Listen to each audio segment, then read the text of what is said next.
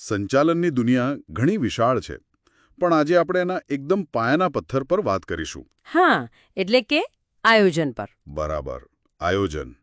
આપણી ચર્ચાનો આધાર રહેશે ધોરણ 12નું વાણિજ્ય, વ્યવસ્થા અને સંચાલનનું પાઠ્યપુસ્તક. અને આપણો હેતુ એ સમજવાનો છે કે આ આયોજન કેમ આટલું અનિવાર્ય છે, કેમ એના વગર ગાડી આગળ વધતી નથી. અને તેની પાછળની આખી વિચાર પ્રક્રિયા શું છે. તો ચાલો શરૂ કરીએ એકદમ મૂળ વાતથી. સામાન્ય શબ્દોમાં કહીએ તો આયોજન એટલે શું? સરળ ભાષામાં એટલે ભવિષ્યમાં શું કરવું છે, ક્યાં પહોંચવું છે અને ત્યાં સુધી કેવી રીતે જવું એની અગાઉથી વિચારણા.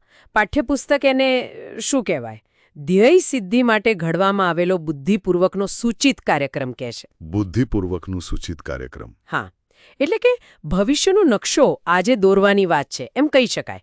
વર્તમાનમાં રહીને ભવિષ્યનો રસ્તો નક્કી કરવો. અને પુસ્તક તો એમ પણ કહે છે કે આ સંચાલનનું પહેલું અને સૌથી મહત્વનું કાર્ય છે. બરાબર, પહેલું અને સર્વોપરી. પેલું એ તો સમજાયું, પણ સૌથી મહત્વનું શા માટે? શું એના વગર બાકી બધું અટકી પડે છે? બિલકુલ, કારણ કે આયોજન જ તો નક્કી કરે છે ને કે તમારે આગળ શું ગોઠવવાનું છે, એટલે કે વ્યવસ્થા તંત્ર કેવું રાખવું. કોને કામે રાખવા એટલે કર્મચારી વ્યવસ્થા, પછી શું માર્ગદર્શન આપવું એટલે દોરવણી, અને છેલ્લે શેના પર નજર રાખવી એટલે કે અંકુશ. જો તમારી પાસે પ્લાન જ સ્પષ્ટ ન હોય તો આ બધું હવામાં બાચકા ભરવા જેવું થાય. બસ એ જ, ખબર જ ના પડે કે શું કરવું છે.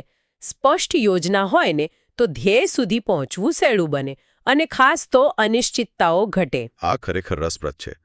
પુસ્તકમાં એક બીજો મુદ્દો છે કે આયોજન એ સભાન અને બૌદ્ધિક પ્રક્રિયા છે. હા, સભાન અને બૌદ્ધિક. આનો વ્યવહારમાં શું અર્થ થાય? મતલબ કે આ કંઈ એમ જ નથી થતું, મગજ કસવું પડે. ચોક્કસપણે. આ કોઈ અટકળ લગાવવાની કે આડેધડ નિર્ણય લેવાની વાત નથી. બરાબર. આમાં ઊંડો વિચાર કરવો પડે, જે માહિતી ઉપલબ્ધ હોય એનું વિશ્લેષણ કરવું પડે, જુદા જુદા વિકલ્પો હોય એને ચકાસવા પડે, તારીને એક નિર્ણય પર આવવું પડે. એટલે આ એક માનસિક કસરત છે, બુદ્ધિનું કામ છે. એટલે ઉતાવળિયો નિર્ણય ન ચાલે. બિલકુલ નહીં. સારું.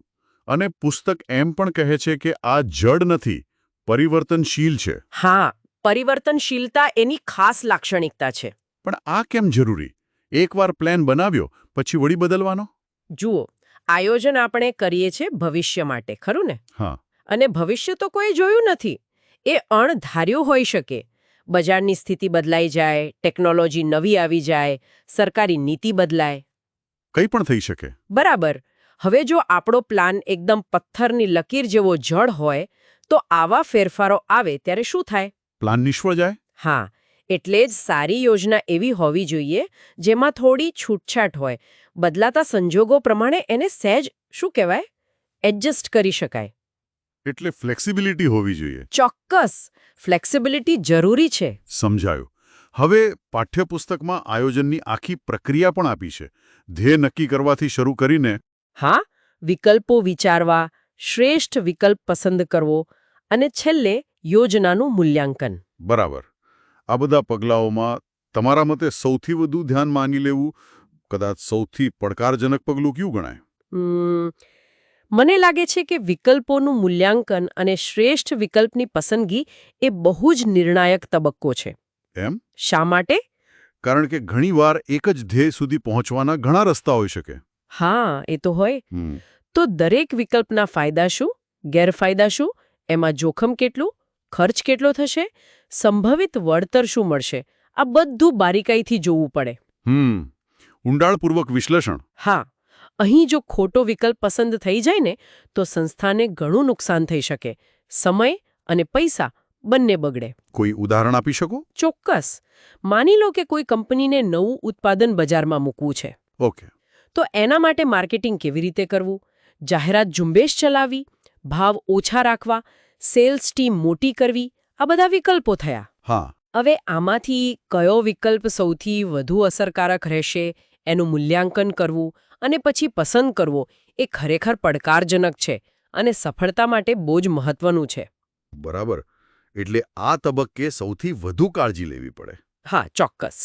તો આખી વાતનો સાર એમ નીકળે છે કે આયોજન વગર તો પેલું જેમ કહેવાય દિશાહીન ભટકવા જેવું થાય. તે ખરેખર અનિવાર્ય છે. એકદમ સાચી વાત.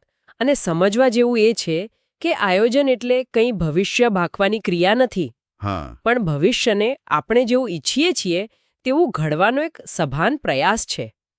એ આપણને સ્પષ્ટ દિશા આપે છે. રસ્તો બતાવે છે. બરાબર. આપણી પાસે જે સાધનો છે, સંસાધનો છે, એનો સારામાં સારો ઉપયોગ કેવી રીતે કરવો એ સુનિશ્ચિત કરે છે. અને જે જોખમો છે, અનિશ્ચિતતાઓ છે, એને ઘટાડવામાં મદદ કરે છે. એટલે સફળતાની ગેરંટી તો નથી, પણ પણ સફળ થવાની શક્યતા ચોક્કસપણે અનેક ગણી વધારી દે છે. સરસ. તો આજે આપણે ધોરણ 12ના વાણિજ્ય વ્યવસ્થા અને સંચાલનના પાઠ્યપુસ્તકમાંથી આયોજનના ખ્યાલ, એનું મહત્વ, એની લાક્ષણિકતાઓ અને પ્રક્રિયા વિશેની મુખ્ય બાબતો સમજવાનો પ્રયત્ન કર્યો. અને એ પણ જોયું કે આયોજન કેવી રીતે માત્ર ધંધા રોજગારમાં જ નહીં, પણ જીવનના બીજા ક્ષેત્રોમાં પણ લક્ષ્યો નક્કી કરવા અને એને પાર પાડવા માટે એક મજબૂત પાયો પૂરો પાડે છે. બરાબર. અંતે એક વિચાર સાથે આપણે વિરામ લઈએ. આપણે જોયું કે આયોજન અનિશ્ચિતતા ઘટાડે છે, કાર્યક્ષમતા વધારે છે, બધું બરાબર.